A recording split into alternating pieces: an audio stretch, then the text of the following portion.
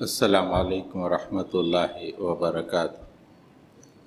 الحمد للہ نحمده ونستعینه ونستغفره ونؤمن به ونتوکل علیہ ونعوذ باللہ من شرور انفسنا ومن سیئات اعمالنا من یهدی اللہ فلا مضل له ومن یضلل فلا ہادی له ونشهد أن لا إله إلا الله وحده لا شريك له ونشهد أن محمدا عبده ورسوله أرسل بالحق بشيرا ونذيرا وداعيا إلى الله بإذنه وسراجا منيرا اللهم صل على محمد وعلى آل محمد كما صليت على إبراهيم وعلى آل إبراهيم إنك حميد مجيد اللهم بارك على محمد وعلى آل محمد كما باركت على إبراهيم وعلى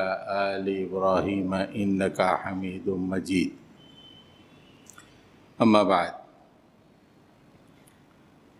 سامعین محترم، انسان اللہ تعالیٰ کی شاہکار تخلیق، اپنی تمام مخلوق میں اللہ تعالیٰ نے انسان کو اعلیٰ و عرفہ مقام عطا کیا ہے۔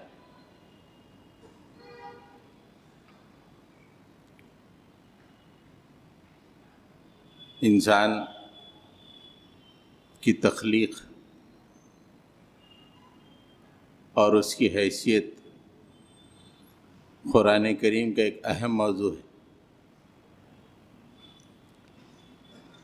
اور اس موضوع کو سمجھنا انتہائی ضروری ہے۔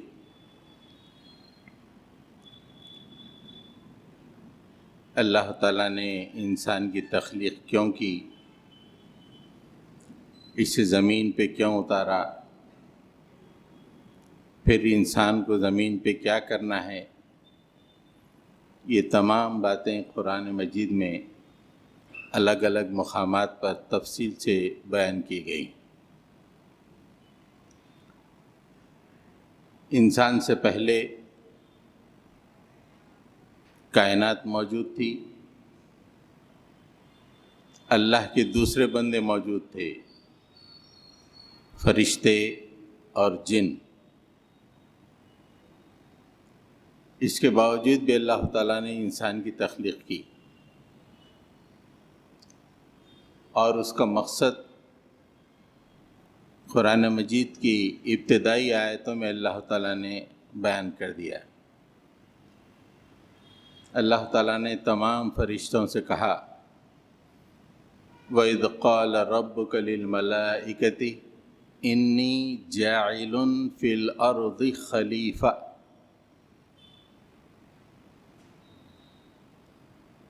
اللہ تعالیٰ نے، تمہارے رب نے فرشتوں سے کہا تھا کہ میں زمین پہ اپنا خلیفہ بنانے والا ہوں۔ خلیفہ کا مطلب نائب،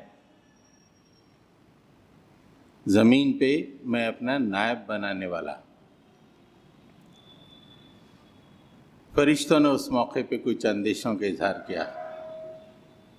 قالوا اتجعل فیہا من یفسد فیہا ویسفک الدماء نحن نسبح بحمدک ونقدس لک۔ آپ زمین میں ایسے کو بھیجنا چاہتے ہیں جو وہاں فساد پھیلائے گا اور خون خرابہ کرے گا؟ اگر اس تخلیق کے ذریعے سے آپ اپنی تسبیح، اپنی تعریف اور اپنی تقدیس چاہتے ہیں تو ہم تیار ہیں، ہم تو کر ہی رہے ہیں۔ ہم آپ کی تسبیح بھی کر رہے ہیں، آپ کی تعریف بھی بیان کر رہے ہیں، آپ کی تقدیس و احترام بھی کر رہے ہیں۔ اندیشوں کا اظہار کیا کہ انسان زمین پہ جائے گا تو خون خرابہ کرے گا۔ اس موقع پہ اللہ تعالیٰ نے فرمایا، قال انی اعلم ما لا تعلمون، مجھے جو علم ہے وہ تم کو نہیں ہے۔ میں جانتا ہوں کہ کیا ہوگا۔ فرشتے خاموش بیٹھ گئے۔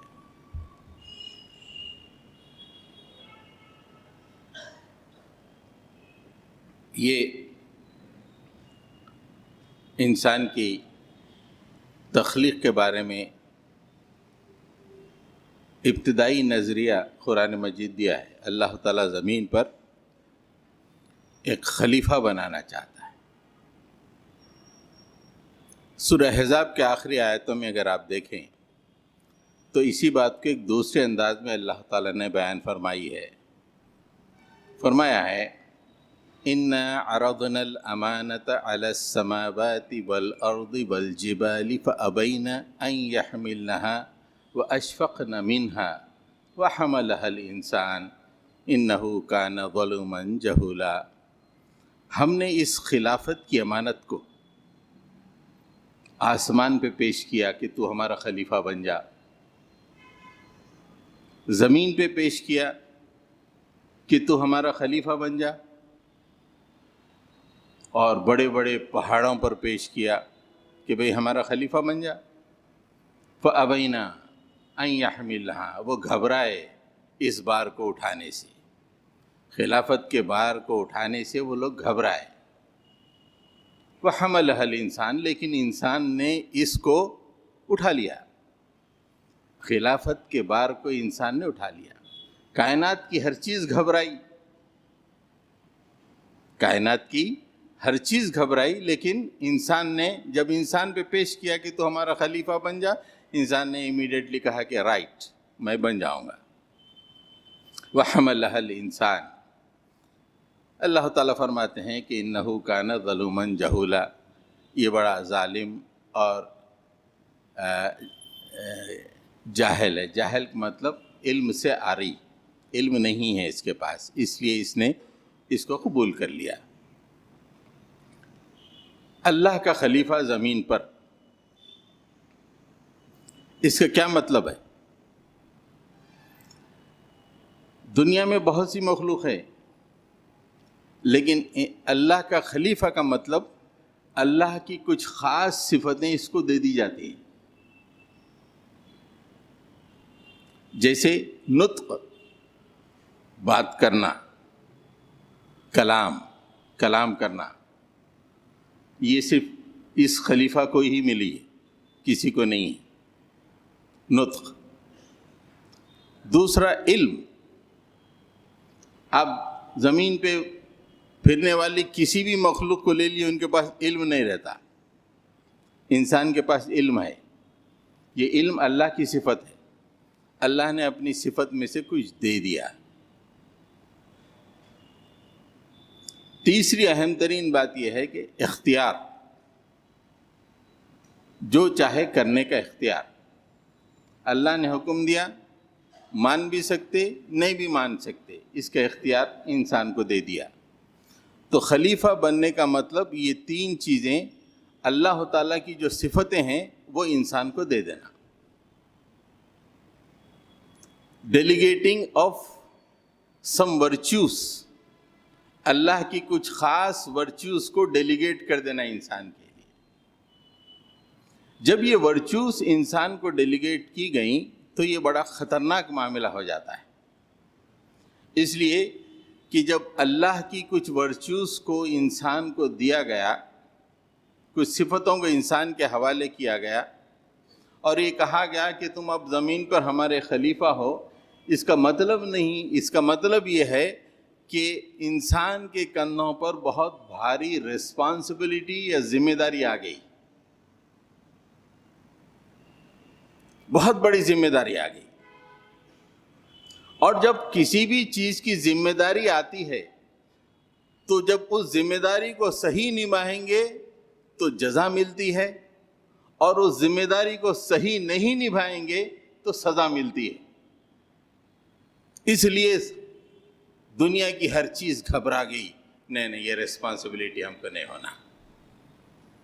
ریسپانسبلٹی تو بظاہر اچھی دکھتی ہے، لیکن اس کی جب اکاؤنٹیبلٹی ہوگی، ریسپانسبلٹی اگر صحیح ادا نہیں کیا جائے گا تو اس کی سزا ہوگی، اور ریسپانسبلٹی کو صحیح ادا کیا جائے، اس لیے اختیار دیا گیا ہے۔ اختیار کا مطلب یا تو آپ صحیح کرو یا غلط کرو. اگر غلط کر دیے، اس ریسپانسبلٹی کو ادا نہیں کیے تو سزا ہوگی. تو زمین پر اللہ نے جب خلیفہ بنایا انسان کو تو یہ کوئی معمولی بات نہیں ہے، یہ کوئی بہت بڑا صرف اعزاز و اکرام ہی نہیں ہے. اعزاز و اکرام کے ساتھ بہت بڑی ریسپانسبلٹی ہے. اس کے بعد اگر آدمی کامیاب ہوگا تو فائدہ مند ہوگا، اگر ناکام ہوگا تو بہت بری حالت کا شکار ہو جائے گا. تو جب اللہ تعالیٰ نے انسان کو خلیفہ بنایا اور خلافت کو پیش کیا تو انسان نے قبول کر لیا. جب انسان نے خلافت کو قبول کر لیا تو یہ 3 گروہوں میں بٹ گیا. انسان کی تقسیم ہو گئی، اور اگلی آیت میں وہ 3 گروہوں کا اللہ تعالیٰ نے تذکرہ فرمایا ہے. لِيُعَذِّبَ اللَّهُ الْمُنَافِقِينَ وَالْمُنَافِقَاتِ وَالْمُشْرِكِينَ وَالْمُشْرِكَاتِ وَيَتُوبَ اللَّهُ عَلَى الْمُؤْمِنِينَ وَالْمُؤْمِنَاتِ. 3 طبقوں میں بٹ گیا انسان، اس لیے کہ اس کو خلافت ملی. آپ چرند پرند کو لے لیجئے، اس میں کوئی ایسی منافق مشرک مومن نہیں، پورے کے پورے مومن ہیں. جتنے پرندے ہیں پورے مومن ہیں، جتنے چرند ہیں پورے کے پورے مومن ہیں. اس لیے کہ انہوں نے ریسپانسبلٹی قبول نہیں کی. اس نے ریسپانسبلٹی خلافت کی قبول کی تو اللہ تعالیٰ فرما رہے کہ 3 گروہ میں انسان تقسیم ہو گیا. پہلے 2 گروہ ناکام اور نامراد، جن کا تذکرہ منافقین والمنافقات والمشرکین والمشرکات، یعنی نر اور مادہ دونوں کا تذکرہ کیا گیا. منافق مرد اور منافق عورتیں، مشرک مرد اور مشرک عورتیں، ان کو عذاب دیا. اللہ تعالیٰ عذاب دے گا. لیعذب اللہ، خلافت کو قبول کرنے کے بعد انہوں نے خلافت کی منصب کو ادا نہیں کیا، اس لیے یہ 2 گروپ میں آ گئے، منافق بن گئے اور مشرک بن گئے. تو اللہ تعالیٰ انہیں کیا دے گا؟ عذاب دے گا. اور جو کامیاب بندے ہیں وہ یتوب اللہ علی المؤمنین والمؤمنات، اللہ تعالیٰ ان پر رحم و کرم فرمائے گا، ان کی طرف متوجہ ہوگا، ان کے گناہوں کو معاف کرے گا، اس لیے کہ انہوں نے ایمان لا کر اس ریسپانسبلٹی کو ادا کرنے کی انہوں نے کوشش کی، اس میں کامیاب رہے. وَكَانَ اللَّهُ غَفُورًا رَحِيمًا، اللہ تعالیٰ بہت زیادہ معاف کرنے والا اور رحم فرمانے والا ہے. تو یہ انسان کی خلافت کا تذکرہ ہے.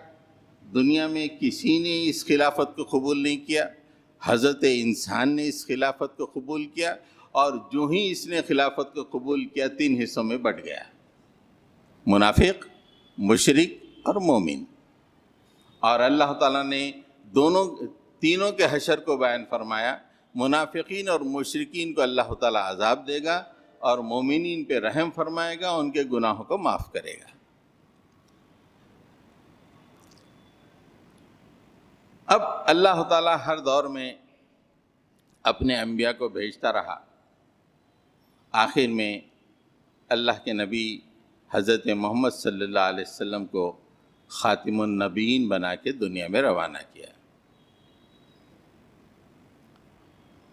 اب یہ جو مومن بندے ہیں، ان کو اللہ تعالیٰ رسول اللہ صلی اللہ علیہ وسلم کی بعثت کے بعد ایک اور بلند درجے پہ قائم کر دیا. پہلے ہی ایمان لانا، مشرکین اور منافقین سے چھٹ جانا، یہی بڑی بات تھی. لیکن رسول اللہ صلی اللہ علیہ وسلم کی امت میں ایمان لانے کے بعد ان مومنوں کو اللہ تعالیٰ نے اور اونچا درجہ دے دیا. وہ درجہ کیا ہے؟ کنتم خیر امت اخرجت للناس تأمرون بالمعروف وتنہون عن المنکر وتؤمنون باللہ. اب تم قیامت تک کے لیے بہترین امت ہو. You are the leaders of humanity.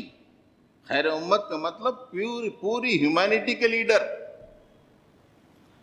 صرف خلافت کا جہاں تذکرہ فرمایا وہاں پہ مومن اور مشرک اور منافقین. رسول اللہ صلی اللہ علیہ وسلم کی امت کے بعد اللہ تعالیٰ نے ان مومنین کو جو اونچا درجہ عطا کیا ہے، اب قیامت تک کے لیے تم ساری دنیا والوں کے لیے لیڈرز ہو، خیر امت ہو، بہترین امت ہو. یہ اہل ایمان کا اس وقت درجہ ہے. ساری دنیا 3 گروہوں میں بٹ گئی، مومن، منافق اور مشرک. اس میں اللہ تعالیٰ نے امت محمدی یعنی محمد صلی اللہ علیہ وسلم پہ ایمان لانے والوں کو خیر امت بنا کر قیامت تک کے لیے ایک عظیم درجہ دے دیا. یہ جہاں اعزاز اور اکرام ہے وہیں ریسپانسبلٹی بھی ہے. جیسے خلافت کے معاملے میں اعزاز و اکرام کے ساتھ ریسپانسبلٹی بھی تھی، یہ خیر امت ہونے کا جو درجہ ہے، یہ اعزاز و اکرام بھی، اس کے ساتھ عظیم ترین اس کی ریسپانسبلٹی بھی ہے. اب اہل ایمان جو دنیا میں ہے، یہ مانے یا نہ مانے، یہ ساری دنیا والوں کے لیے لیڈر کے درجے، لیڈرشپ کے درجے میں، خیر امت کے درجے میں اللہ تعالیٰ نے ان کو چن لیا. ثم اورثنا الکتاب الذی نصطفینا من عبادنا، ہمارے اپنے بندوں میں سے من عبادنا استفینا، ہم نے چن لیا ہے ہمارے تمام بندوں میں سے. چن کے کیا کیا؟ ہماری کتاب کا وارث بنا دیا. یہ وہ عظیم الشان منصب ہے جس کے سامنے بڑے بڑے پریزیڈنٹس، بڑے بڑے پرائم منسٹرز ہیچ ہیں، کوئی مقام نہیں ہے ان کا. بڑے بڑے مالدار ہیچ ہیں اس مقام کے سامنے. اللہ تعالیٰ نے فرمایا کہ خیر امت کا مقام ہم نے تمام انسانوں میں سے تم کو چنا، استفینا من عبادنا. اس کے بعد کیا فرمایا؟ ثم اورثنا الکتاب الذین استفینا من عبادنا، ہم نے اس کتاب کا وارث بنا دیا.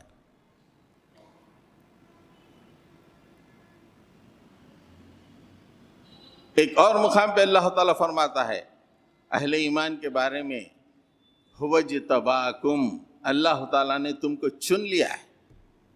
You are a chosen one. تم ایسے ہی نہیں ہو کہ خالی ٹوپی لگا کے مسجد میں آ کے نماز پڑھ لی اور جا کے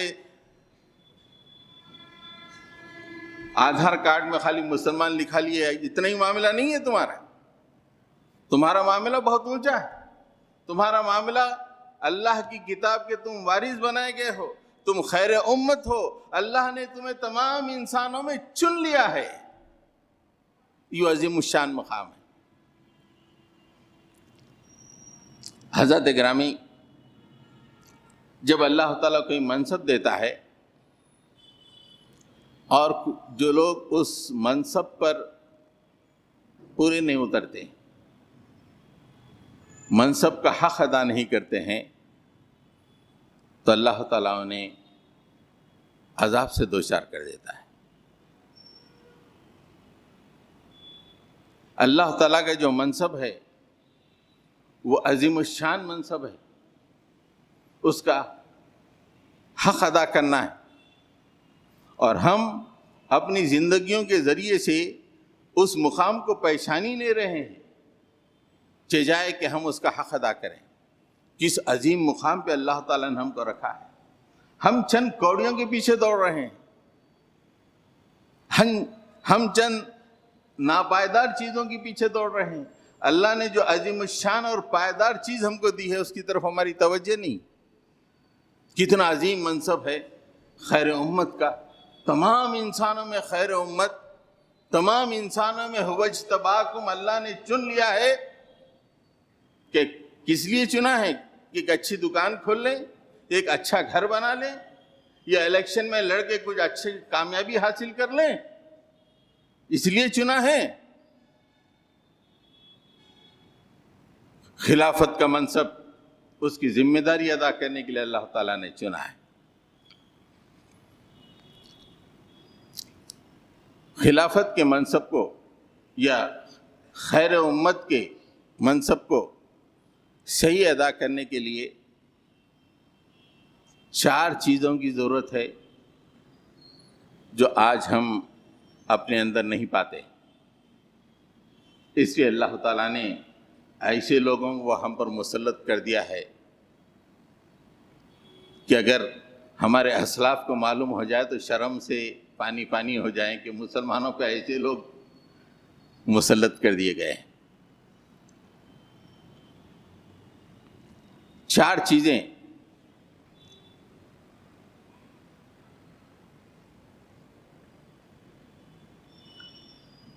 مسلمانوں کی 2 پوزیشن ہیں اہل ایمان کی. ایک تو اللہ کے خلیفہ ہیں اور اس میں خیر امت ہے. 2 اہم ترین پوزیشنز انسان کی حیثیت میں خلیفہ اور مومن کی حیثیت میں خیر امت. ڈبل پوزیشن ہے ان کی، رسپانسبلٹی ڈبل ہے. تو 4 باتیں ہمارے اندر ہونی چاہیے اور 4 باتیں آج ہم اپنے اندر نہیں پاتے ہیں. اس لیے آج ہم محکوم، مجبور، پریشان، مغلوب، اہبکا کرتے ہوئے دکھائی دے رہے ہیں. خلافت کے لیے علم کا ہونا بہت ضروری ہے. صحیح خلافت کرنے کے لیے علم کا ہونا. علم دراصل خلافت کے لیے ہے، ہم اسے پیٹ پالنے کے لیے استعمال کر رہے ہیں. ہمارا عام رجحان یہ ہے کہ پڑھائی پیٹ پالنے کے لیے، زندگی گزارنے کے لیے، جبکہ اللہ تعالیٰ قرآن مجید میں کہتا ہے کہ علم خلافت کے لیے ہے. منصب خلافت کے لیے علم ضروری ہے. اس سے بڑھ کر اور کیا ہماری گراوٹ ہوگی. ذرا پیچھے بیٹھ جانا تھا، آپ سامنے آ گئے. جمعہ میں پیچھے بیٹھ جانا، کندھے انگل کے نہیں آنا، یہ حدیث ہے. تو میں عرض کر رہا تھا کہ علم خلافت کے لیے ضروری ہے. جب اس علم کو خلافت کے لیے نہیں بلکہ آدمی اپنی زندگی کے لیے استعمال کرے گا، اپنے عیش و آرام کے لیے استعمال کرے گا، اپنی سسٹیننس کے لیے استعمال کرے گا، تو وہ خلافت کے مغائر ہوگا. وہ خلیفہ رہ کیسے سکتا ہے؟ ایک عظیم چیز کو اللہ نے دیا، اسے ہم نے بہت چھوٹی چیز کے لیے استعمال کیا ہے. ہمارے انجینئرنگ بچے پڑھتے ہیں، صرف ان کے ذہن میں نوکری.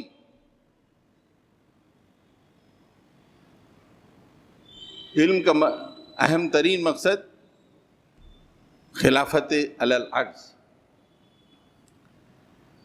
تو اہل ایمان کے لیے چونکہ ڈبل ذمہ داری ہے، زمین پہ اللہ کے خلیفہ ہیں اور خیر امت ہیں، تو ان کے لیے 2 طرح کا علم ہونا بہت ضروری ہے.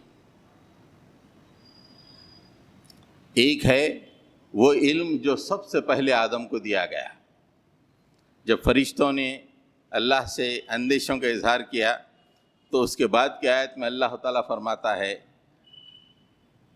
علم آدم الاسماء کلہا. ہم نے آدم کو ہر طرح کے ناموں کو سکھا دیا، ہر طرح کے اسماء کا علم دے دیا. ثم عرضهم على الملائکة فقال انبئونی باسماء هؤلاء ان کنتم صادقین. پھر اس علم کو فرشتوں کے سامنے پیش کیا کہ بتاؤ کیا ہے. انہوں نے کہا کہ قال سبحانک لا علم لنا الا ما علمتنا. آپ پاک ہیں، جتنا آپ نے ہم کو علم دیا اتنا ہی ہم جانتے ہیں، یہ علم سے ہم واقف نہیں ہیں. چونکہ آدم کو زمین میں خلیفہ بننا تھا، دنیا کو برتنا تھا، دنیا کو برتنے کا علم اس کے لیے ضروری تھا. اور دنیا کو برتنے کا علم ہے علم الاسماء، اور وہ خلیفہ کے لیے بہت ضروری ہے۔ تو اہل ایمان کے لیے سب سے پہلا علم علم الاسماء، دنیا کو برتنے کا علم، اور دنیا کو برتنے کا علم جو ہوتا ہے یہ غور و فکر سے آتا ہے، سوچنے سے آتا ہے۔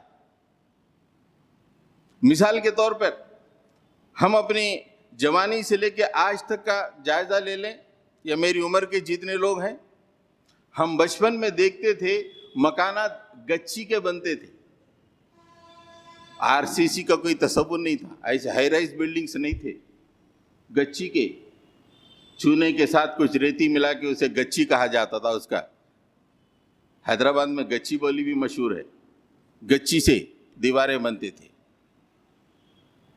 لیکن آج کوئی گچی کو جانتا؟ بچوں سے پوچھو گچی، کوئی نہیں جانتا۔ آج ہر چیز آر سی سی سے بن رہی ہے، یہ علم الاسماء ہے۔ غور و فکر کے ذریعے سے لوگوں نے کہا کہ گچی کے بعد غور و فکر کرتے رہے، علم میں ترقی کرتے رہے، سیمنٹ آ گئی، سیمنٹ کے بعد آر سی سی کیسے بنایا جائے، ری انفورس کانکریٹ سیمنٹ کس طرح بنایا جائے، اب بڑی بڑی ہائی رائز بلڈنگ، 100 منزلہ بلڈنگیں بننے لگی۔ یہ علم الاسماء ہے، یہ آدم کو پہلے دیا گیا تھا، اور جب انسان غور و فکر کرتا رہے گا یہ اس علم میں آگے بڑھتا جائے گا۔ اور یہ علم اہل ایمان کے لیے ضروری ہے، اس لیے کہ اس کو خلیفہ بھی بننا ہے، اور دنیا میں اسے خیر امت بھی بننا ہے۔ دوسری مثال میں آپ کو دوں، ہم بچپن میں دیکھتے تھے اگر کسی کو گردے میں پتھری آتی تو آدھے سے زیادہ پیٹ کاٹ دیا جاتا تھا، سرجری ہوتی تھی۔ اس وقت علم و اسماء وہاں تک ترقی کیا تھا، وہ بھی علم آدم کو دیا گیا تھا، برتنے کا علم تھا۔ آج کوئی گردے سے کنکری نکالنے کے لیے پورا پیٹ پھاڑتا ہے، ایک چھوٹی سی سوراخ لیپروسکوپک آپریشن کے ذریعے سے نکال لیتے ہیں۔ یہ علم کی ترقی غور و فکر کے ذریعے سے ہوئی، چونکہ خلیفہ ہے، اس کو علم دیا گیا، علم الاسماء دیا گیا، اس میں یہ غور و فکر کرتے کرتے اور آگے بہت ساری چیزیں، جتنا غور و فکر کرے گا اللہ تعالیٰ اتنا علم بڑھاتا چلا جائے گا۔ اور اس علم میں سب سے اہم علم جس کی ذریعے سے قوموں کی دھاک دوسروں پہ جمتی ہے وہ ہے علم حدید۔ علم حدید ایسا علم ہے جس کے ذریعے سے قوموں کی دھاک دوسرے قوموں پہ گرتی ہے، اور اس کا تذکرہ اللہ تعالیٰ قرآن مجید میں سورہ حدید میں فرمایا ہے، وَلَقَدْ أَرْسَلْنَا رُسُلَنَا بِالْبَيِّنَاتِ وَأَنزَلْنَا مَعَهُمُ الْكِتَابَ وَالْمِيزَانَ لِيَقُومَ النَّاسُ بِالْقِسْطِ۔ اللہ تعالیٰ نے فرمایا کہ ہم نے اپنے رسولوں کو بھیجا بینات کے ساتھ، ہدایت کے ساتھ، میزان کے ساتھ، تاکہ زمین پہ انسان عدل و انصاف کے ساتھ کھڑا ہو جائے۔ اس کے بعد فرمایا ایک اور علم بھی ہم نے دیا، وَأَنزَلْنَا الْحَدِيدَ فِيهِ بَأْسٌ شَدِيدٌ، اور ہم نے لوہے کو اتارا، لوہے کو اتارا، اس میں بہت طاقت ہے۔ اور لوہے کو کیوں اتارا؟ خالی گھر بنا کے بہترین چاروں طرف ہر اینگل سے دیکھتے رہیں، اس کی خوبصورتی کا لطف لیتے رہیں، اس لیے لوہا بنایا؟ لوہا کیوں اتارا؟ اللہ تعالیٰ فرماتا ہے وَلِيَعْلَمَ اللَّهُ يَنْصُرُهُ وَرُسُلَهُ بِالْغَيْبِ، تاکہ لوہے کو اس لیے اتارا تاکہ لوگ اللہ کی اور اس کے رسولوں کی مدد کریں اللہ کو دیکھے بغیر۔ وَلِيَعْلَمَ اللَّهُ مَنْ يَنْصُرُهُ وَرُسُلَهُ بِالْغَيْبِ، حدید کو اس لیے اتارا۔ حدید جب کسی کے پاس ہوتا ہے، کسی قوم کے پاس، تو اس کا روب ساری دنیا پہ آ جاتا ہے۔ حدید کے معنی میں آپ کو بتاؤں کہ حدید تو اس زمانے میں حقیقی معنوں میں استعمال ہوا، حدید کے معنی لوہے کے ہیں، لیکن اگر آپ اس کے استعاری معنی لیں تو حدید ہر میٹل پہ اس کا انطباق ہو سکتا ہے، ہر میٹل پر۔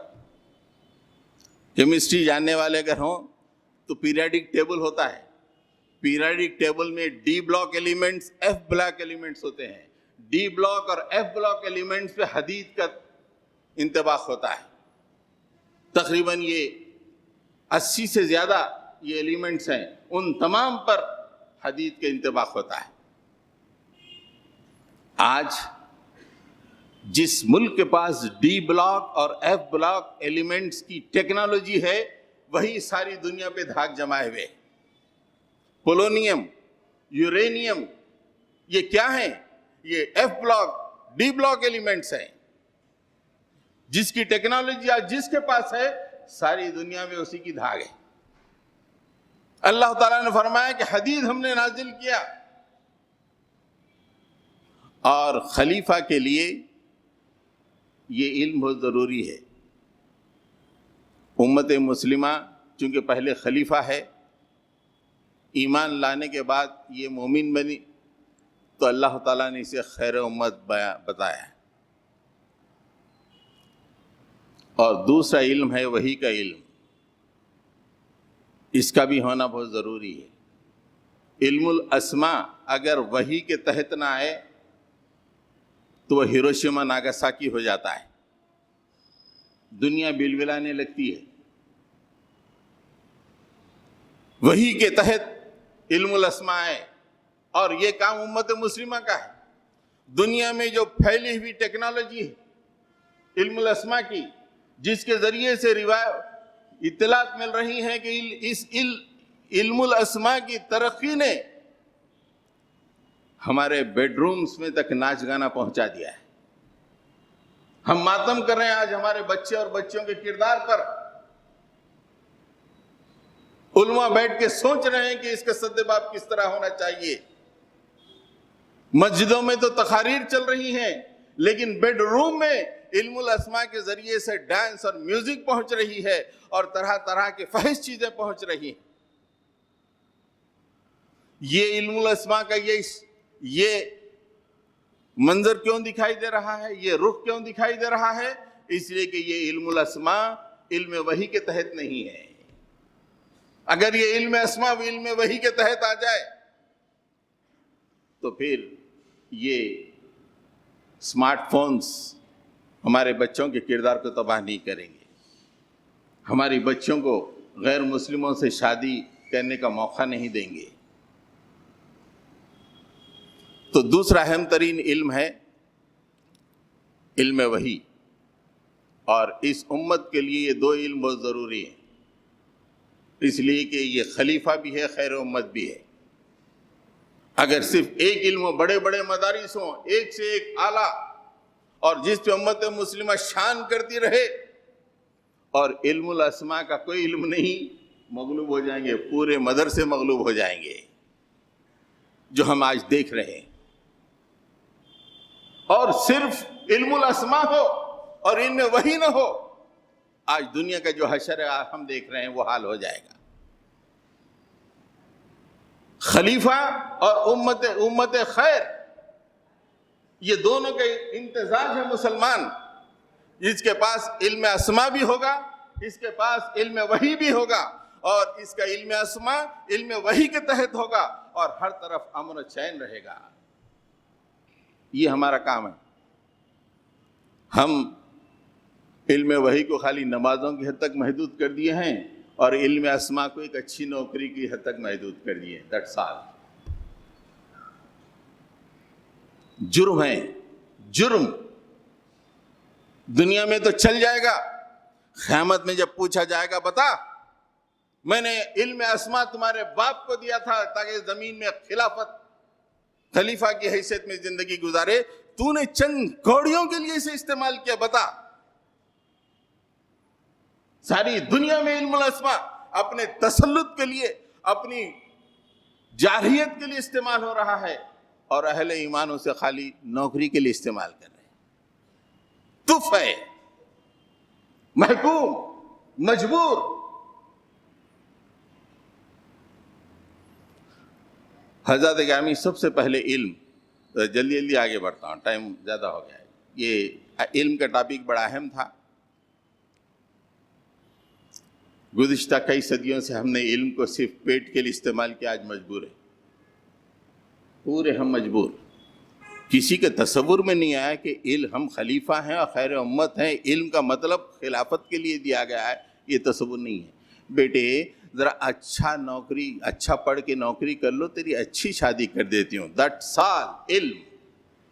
ماں کے پاس یہ علم کی معراج ہے، مبلغ، علم کا مبلغ ہماری عورتوں کے پاس یہ ہے کہ بیٹا اچھا پڑھے، اچھی نوکری، ایک خوبصورت بیوی کے لیے، بیٹی کے لیے، میں بہو کے لیے میں گھومتی رہوں، بس یہ علم کا مبلغ۔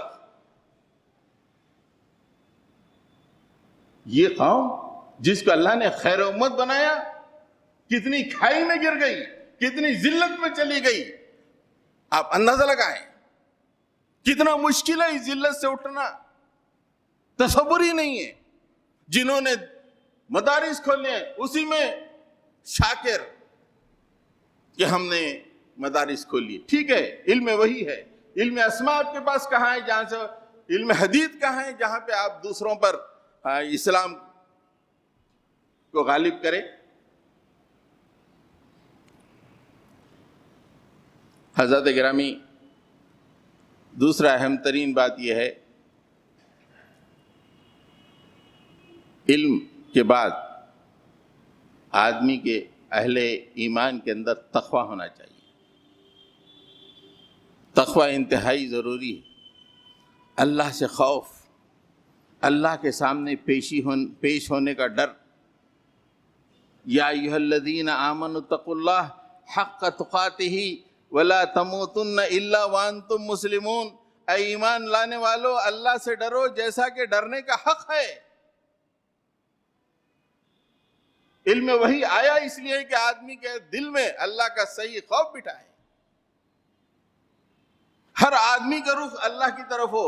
یا ایھا الذین آمنوا اتقوا اللہ ولتنظر نفس ما قدمت لغد، اے ایمان لانے والو اللہ سے ڈرو، ہر شخص یہ دیکھے کہ کل کے لیے کیا توشہ بھیج رہا ہے۔ ہم اپنی ڈگریوں کے ذریعے سے آج کا معاملہ طے کر رہے ہیں، آج گھر بنا رہے ہیں، آج بچے جن رہے ہیں، آج بہترین لائف سٹینڈرڈ بنا رہے ہیں۔ ان ڈگریوں کے ذریعے سے خلافت کا کوئی تصور ہمارے ذہن میں نہیں ہے، جبکہ اللہ کہتا ہے کہ قیامت کے بارے میں سوچو، کل کے لیے کیا توشہ تمہیں دیا جا رہا ہے۔ حضرات گرامی، دوسری اہم ترین بات، علم کے بعد اللہ سے ڈر انتہائی ضروری ہے۔ اور تیسری اہم ترین بات، اخلاق۔ خیر امت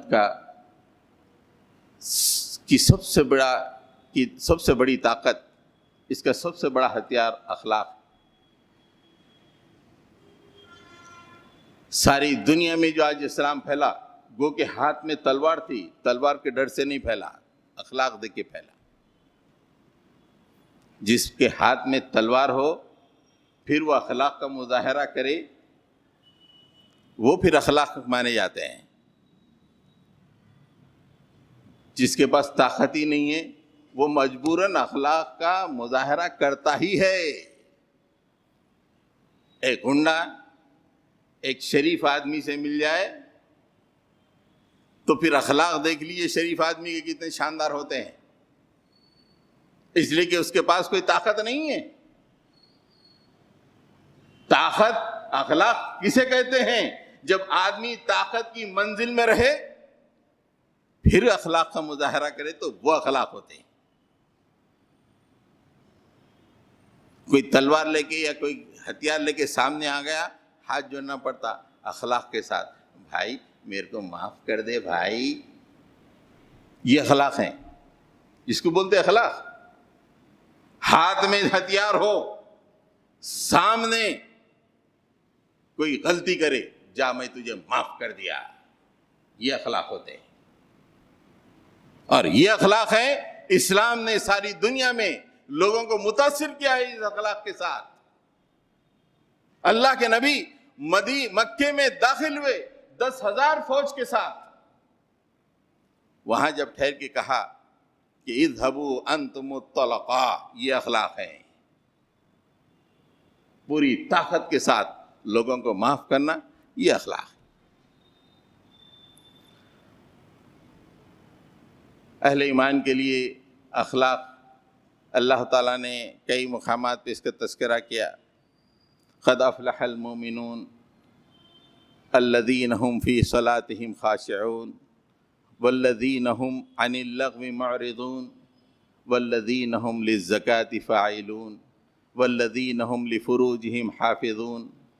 اس کے بعد ایک دو آیتیں چھوڑنے کے بعد والذین هم لاماناتهم وعہدهم راعون والذین هم علی صلواتهم یحافظون۔ کیا بہترین اخلاق ہیں۔ نماز میں خشوع اختیار کرتے ہیں، یہ نہیں کہ نماز ٹھہرنے کے وقت سے 10 منٹ پہلے مسجد میں داخل ہو رہا ہے۔ یہ نمازیں خشوع و خضوع کے ساتھ رخ اللہ کی طرف رکھ کے جب تک مسجد میں رہیں اللہ سے ڈرتے ہوئے، اور اس کے بعد لغویات سے پرہیز۔ یہ لیڈرشپ کے لیے بہت ضروری ہے۔ لغویات میں پھنسا ہوا شخص لیڈر بن ہی نہیں سکتا، ایک لمحے کے لیے بن نہیں سکتا لیڈر۔ سب سے پہلے جو اخلاق دیے گئے، you are the leaders of the humanity, تمہارے اندر والذین هم عن اللغو معرضون، لغویات سے تمہارا کوئی ناطہ نہیں ہونا چاہیے، تم کو دور رہنا چاہیے۔ آج ہماری پوری قوم، کیا بوڑھے کیا بچے، پورے لغویات میں پھنسے ہوئے۔ Smart phone, internet, YouTube, Instagram, یہ کیا ہے؟ لغویات ہیں۔ یہ لیڈرز بنیں گے؟ خواہشات کی تکمیل انہیں کھائی میں گرائے گی۔ اللہ تعالیٰ نے جو اخلاق دیے ہیں، لغویات سے پاک رہو، تم وہ لیڈر بن جاؤ گے ساری دنیا کے۔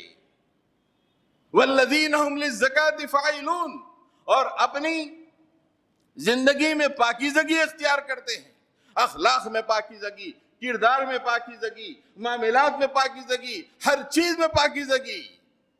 دیکھنے والا متاثر ہو جائے، واہ کیا اخلاق ہیں، اس کے ساتھ معاملات بہتر ہیں، اس کے ساتھ گفتگو بہتر ہے، اس کا پڑوس بہتر ہے، اس سے تجارت بہتر ہے۔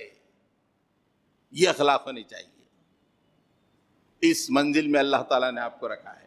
آج ہم نے ان اخلاق کو چھوڑ دیا، آج مجبور ہے، مغلوب ہے۔ کیسے لوگ حکمراں بنا دیے گئے ہیں۔ اپنے فروج کی حفاظت، آج تو اطلاعات یہ آ رہے ہیں کہ ہماری بہنیں، ہماری بیٹیاں اور بھائی بچے فروج کا آزادانہ استعمال کر رہے ہیں، ایسی اطلاعات مل رہی ہے۔ جبکہ اللہ تعالیٰ نے فرمایا کہ میرے ماننے والے، مجھ پہ ایمان لانے والے، جن کی میں نے فیصلہ کر دیا ہے کہ یہ فلاح یاب ہیں، ان کے اندر فروج کی حفاظت ہوتی ہے، سیکشول آرگنز کی حفاظت کرتے ہیں۔ یہ امانتوں میں اور وعدوں میں یہ مخلص ہوتے ہیں، اس کی پاسداری کرتے ہیں، وعدہ کر کے وعدہ خلافی نہیں کرتے، ایگریمنٹ کر کے پھرتے نہیں ہیں۔ آج کسی بھی معاملے میں مسلمان کے بارے میں یہ تصور ہے تجارت میں کہ مسلمان ایگریمنٹ پہ قائم نہیں رہتا، غیر مسلم ٹائم پہ پیسے دے دیتے ہیں۔ یہ ہے، آپ زمین خرید بیچنے جائیے، کوئی بھی بولے گا مسلمان ذرا پیسے ملنا مشکل ہے بھائی، ایک کومٹی کو دے دو یا ریڈی کو دے دو، فوری دے دے گا وہ۔ عام رجحان ہے، جبکہ اللہ تعالیٰ کہتا ہے کہ you are the leaders of the world, تمہارے اندر یہ بات ہونی چاہیے۔ آخری بات یہ ہے، لیڈرز آف دی ہیومینٹی کے لیے کوشش، اینڈیورس، محنت، مشقت، اس کے بغیر آدمی دنیا میں کوئی عزت پا ہی نہیں سکتا۔ اب دیکھیں کہ جب اللہ تعالیٰ نے خلافت دی انسان کو، تو انسان 3 ٹکڑوں میں بٹ گئے، منافق اور مشرک۔ منافق اور مشرک کے بارے میں اللہ تعالیٰ بتاتا ہے کہ یہ لوگ خاموش نہیں بیٹھتے ہیں، یہ مسلسل کوششیں کرنے لگتے ہیں، مسلسل اسلام کے خلاف کوششیں کرتے رہتے ہیں۔ آپ قرآن مجید اٹھا کے دیکھیں، جگہ جگہ ان کا تذکرہ ہے. فرمایا گیا والذین، اللہ تعالیٰ کی آیتوں کو نیچا دکھانے کے لیے کوشش کرتے ہیں. کیا ہے؟ والذین سعوا فی آیاتنا معاجزین. والذین سعوا مطلب انڈیور، وہ کوشش کرتے ہیں، محنت کرتے ہیں، مشقت کرتے ہیں. کیوں؟ فی آیاتنا معاجزین، ہماری آیتوں کو نیچا دکھانے کے لیے. آج ہندوستان میں کیا ہو رہا ہے؟ اللہ کی آیتوں کو نیچا دکھانے کے لیے پورا یوٹیوب کھل گیا ہے، پورا انسٹاگرام کھل گیا ہے، پورا فیس بک چل رہا ہے. والذین سعوا فی آیاتنا معاجزین اولئک لہم عذاب من رجز علیم. ایسے لوگوں کے لیے عذاب ہے. یہ کون کر رہے ہیں؟ یہ وہ لوگ کر رہے ہیں جو خلیفہ تو ہیں لیکن اللہ کے ناپسندیدہ، اللہ کے مغضوب ہیں، اور اہل ایمان کھانے پینے میں مست ہیں. وہاں دوسری جگہ فرمایا اسی سورہ سبا میں والذین یسعون فی آیاتنا معاجزین اولئک فی العذاب محضرون. اللہ تعالیٰ یہاں پہ حاضر کا صیغہ استعمال کیا ہے. وہاں پہ ماضی کا صیغہ تھا سعو، یہاں پہ حاضر کا. یعنی یہ لوگ کیا کرتے ہیں؟ اللہ کی آیتوں کو نیچا دکھانے کے لیے. دکھا لیں دو بھائی آج شام میں کیا بنا ہے گھر میں، یہ ہمارا تصور، ہمارا رخ ہے.